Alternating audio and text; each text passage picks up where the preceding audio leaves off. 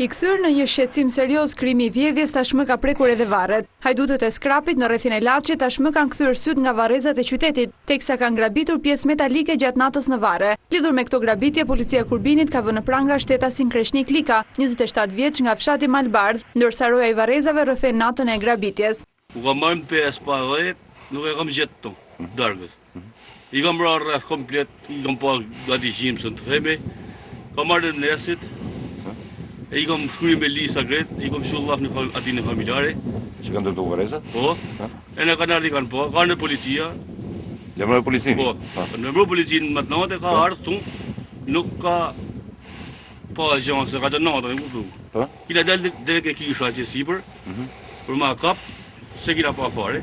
Megjithse këto raste janë sporadike, sërish përbën një shqetësim duke qenë se varret janë më pak të mbrojtura. Hajdutët e Skrapit tani u janë rikthyer varreve, kjo për shkak se materialet e përdorura në to janë të vlefshme dhe më shumë të kushtueshme.